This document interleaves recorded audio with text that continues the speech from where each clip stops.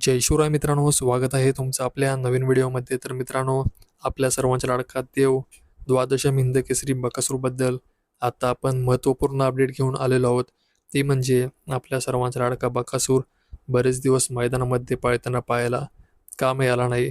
बकासूरची वारंवार मैदानामध्ये हार नक्की कशामुळे होत होती याची आता आपण खात्रीशीर अपडेट घेऊन आलेलो आहोत. तर मित्रांनो, आपल्या सर्वांचा लाडका बकासूर मोठमोठ्या मैदानामध्ये पळताना पाहायला मिळत होता. पण मित्रांनो, बकासूरची वारंवार गाडी कडेने लागत होती. पण मित्रांनो, कडेने सुद्धा आपल्या सर्वांचा लाडका बकासूर ह्या आधी खूप सुंदररित्या स्पीड लावताना पाहायला मिळायचा. पण मित्रांनो, काही दिवस झाले बकासूरचा स्पीड थोडा कमी झालेला पाहायला मिळत होतं आणि त्यामुळेच बकासूरची वारंवार मैदानामध्ये हार होताना पाहायला मिळत होते.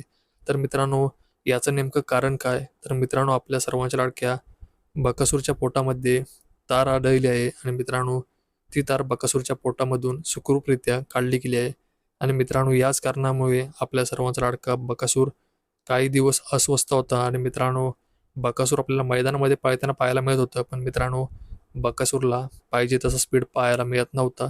याचं कारण म्हणजे बकासूरच्या पोटामध्ये तार होती आणि याच कारणामुळे बकासूरला खूप त्रास होत होता.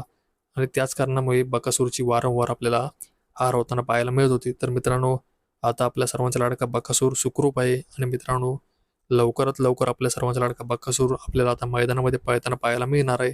तर मित्रांनो, बकासूर आता नक्की कोणत्या मैदानात पळताना पाहायला मिळणार याची देखील आता आपण खात्रीशीर अपडेट घेऊन येणार आहोत. त्यामुळे चॅनलवर नवीन असेल तर चॅनलला सबस्क्राईब करून घ्या आणि व्हिडिओला लाईक करायला विसरू नका, कारण असेच महत्त्वपूर्ण अपडेट आपण तुमच्यासाठी घेऊन येणार आहोत.